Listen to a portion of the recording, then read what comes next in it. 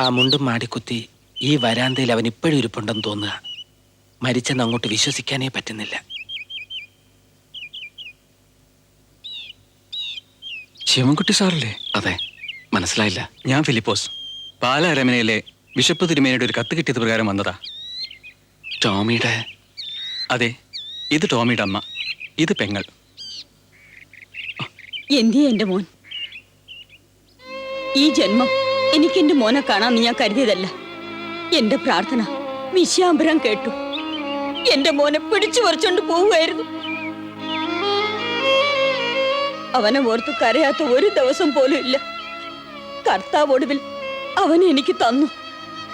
എന്തിയെ എന്റെ മോൻ? ബുദ്ധിമുട്ടില്ലെങ്കിൽ ഒന്ന് വിളിപ്പിക്കാമോ? ഇല്ലെങ്കിൽ വഴി പറഞ്ഞു തന്നാ മതി, ഞങ്ങൾ പോയിക്കോളാം. അമ്മച്ചിക്ക് മാത്രമല്ല കാണാൻ തിടുക്കം. ഒരു രൂപമില്ല മനസ്സിൽ. എനിക്കും കണ്ടൊരോർമ്മയില്ല. പറയാം, നമുക്ക് പള്ളിയിലേക്ക് പോവാം.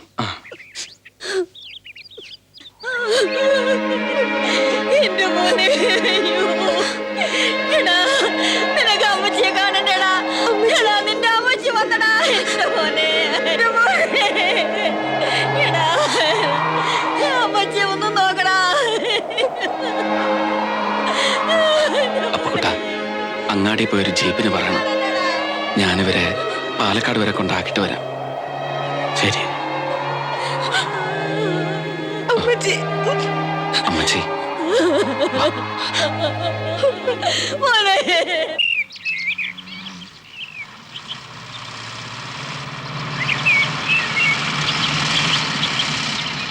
വല്യമാമ കുറച്ച് വിരുന്നുകാർ വന്നിട്ടുണ്ട്. ശിവൻകുട്ടി സാറിന്റെ വീട്ടിൽ നിന്നാ. ആ, വരിക വരിക, ഇരിക്കുക.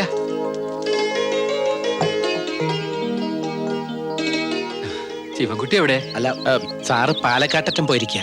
വല്യമാമ അറിഞ്ഞില്ലേ? ടോമിയുടെ അമ്മയും പെങ്ങളും വന്നിരുന്നു. അവരെയും കൊണ്ട് പാലക്കാട്ട് പോയിരിക്കുക.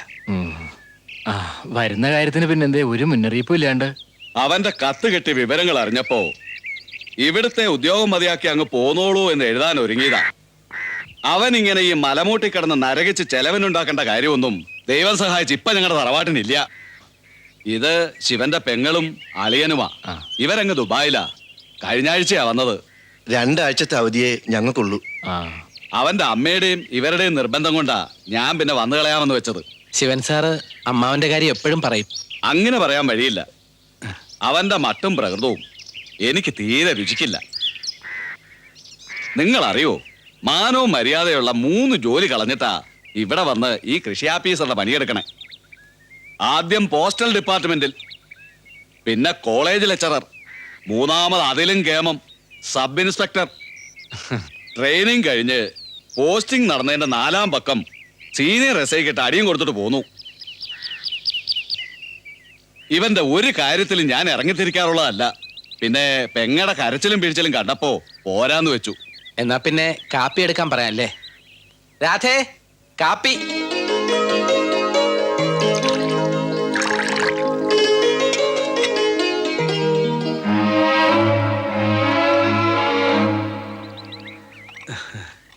ആ, ഇതാണ് പെൺകുട്ടി. ഇങ്ങന്നോളൂ. രാധ ഈ കവിത എഴുതുന്നു പറഞ്ഞ? അതെ. ആ, എത്ര വരെ പഠിച്ചു? Pre degree. ഒരു ദിവസം എത്ര കവിത എഴുതും? അങ്ങനെയൊന്നുമില്ല. പേനയും പേപ്പറും ഒത്തുകിട്ടുകയാണെങ്കിൽ ഒരു 10-20 എണ്ണം വരെ എഴുതും. എന്താ ജന്മനക്ഷത്രം? കാർത്തിക. ആ, കാർത്തിക. ശോഭയ്ക്കും രാധാകൃഷ്ണനും എങ്ങനെ? പെണ്ണിനെ പിടിച്ചോ?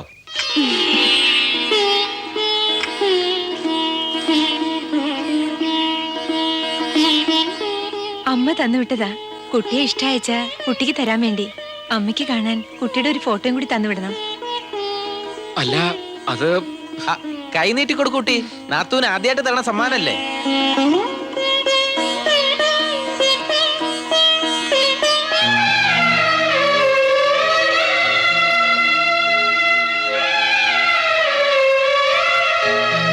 ഓരെന്തായി കാട്ടണേ? എടുത്തു വിട. വല്യമ്മ എല്ലാം കണ്ടോണ്ട് മിണ്ടായിരിക്കണ കണ്ടില്ലേ? കുട്ടി മിണ്ടാണ്ട് ഇവിടെ നിന്നാ മതി. നമ്മള് മൂത്ത കുട്ടിയുടെ മംഗല്യാണ്. ആ, അത് നിശ്ചയിച്ചോ? ആ ഭർത്താവ് മരിച്ച കുട്ടിയുടെ? ഉത്തരേ, ഇങ്ങോട്ട് വരിക. അന്ന് ശിവൻകുട്ടി പറഞ്ഞിരുന്നത് ചുരുക്കത്തിൽ തിരുമേനി പറഞ്ഞു വരുന്നത് ശിവൻകുട്ടിയുടെ കല്യാണം കഴിഞ്ഞ് ഇവിടെ കയറിയ ആദ്യത്തെ അവന്റെ ഭാര്യ ഈ കുട്ടിയെ ഇറക്കി വിടാന്നുള്ളതല്ലേ? നിങ്ങളുടെ സമുദായത്തിൽ ഒരാൾക്ക് 2-3 മേള് കഴിക്കാമല്ലോ. മുതലും പണമുള്ള അത്തരം നമ്പൂതിരിമാർ വല്ലയിടത്തും ഉണ്ടോ എന്ന് അന്വേഷിക്കായിരുന്നില്ലേ? കുട്ടി പൊക്കോളൂ.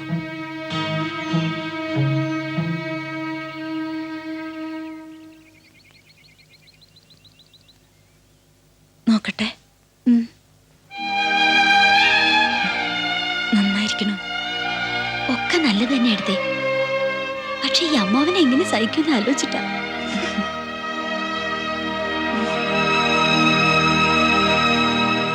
അപ്പോ ശിവൻകുട്ടി വരുമ്പോ പറഞ്ഞേക്കൂ, സൗകര്യം ഒത്തുകിട്ടേ ഒന്ന് വീട്ടിലെത്താൻ വരട്ടെ. ശരി, ഇറങ്ങുക. കുട്ടി എവിടേക്കാ? ട്യൂഷൻ എടുക്കാൻ പോവാ.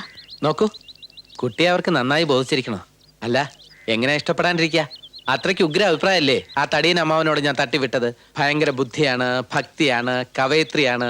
ഇതിനൊക്കെ ചെലവേണം കേട്ടോ. അപ്പോട്ട് എന്ത് വെളിവുകേട് അവരോട് കാട്ടിയത്? ശിവൻകുട്ടി സാർ രാധേടത്തിന്റെ മംഗലം കഴിക്കാൻ പോണെന്ന് ഇങ്ങോട്ട് ആരാ പറഞ്ഞേ? പിന്നെ ആരെ? ഉത്തരേടത്തിയെ. രാധേടത്തിയെയും ശിവൻകുട്ടി സാറിനെയും ചേർത്ത് ഓഫീസ് പഠിക്കൽ സംസാരം ഉണ്ടെന്ന് പിറ്റേന്ന് ഈ നിൽക്കുന്ന വലിയമ്മയോട് പറഞ്ഞതാ. രാധേടത്തിയല്ല, ഉത്തരേടത്തിയാ ശിവൻകുട്ടി സാറിന് മംഗലം കഴിക്കാൻ മോഹമെന്ന്. ശിവൻകുട്ടി സാറ് വല്യമ്മാമയോട് അങ്ങനെ പറഞ്ഞോ? പറഞ്ഞു. പറയുക മാത്രമല്ല, എനിക്ക് ഉറപ്പും തന്നു. ആരോട് പറയാൻ? പറയും മുമ്പ് അവരങ്ങ് മോതിരം മാറ്റലും തീയതി നിശ്ചയിക്കലും ഒക്കെ കഴിഞ്ഞില്ലേ?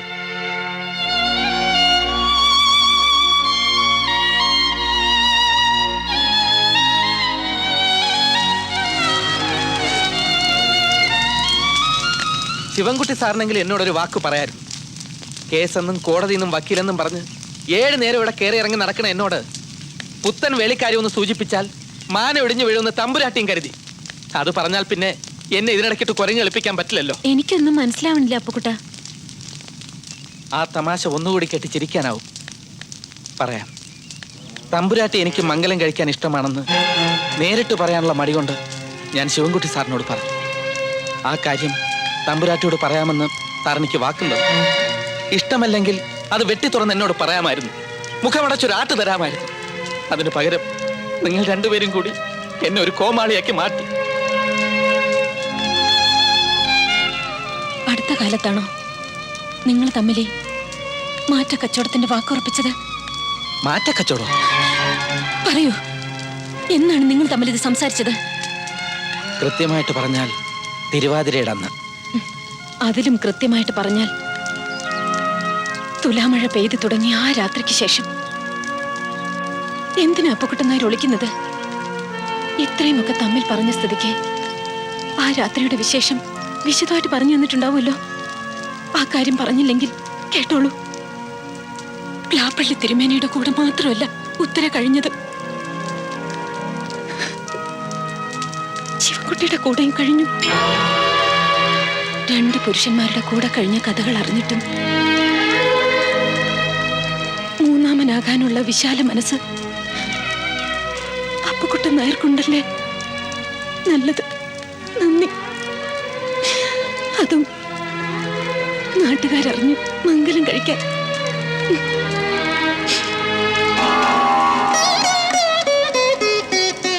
അനുഭവിച്ചു മതിയായിട്ട് ചൂണ്ടിക്കാണിച്ചു തരുന്ന, ആരുടെ മുമ്പിലും താലിക്ക് വേണ്ടി കഴുത്ത് നീട്ടിക്കൊടുക്കാൻ മാത്രം ഞാൻ അത് പതിച്ചിട്ടില്ലെന്ന് കൂട്ടുകാരനോട് പറഞ്ഞേക്കും. എന്നെ വേൾക്കാൻ കാണിക്കുന്ന അപ്പുക്കുട്ടന്റെ ഈ സന്മനസിന്റെ പിന്നിൽ എന്താണാവും?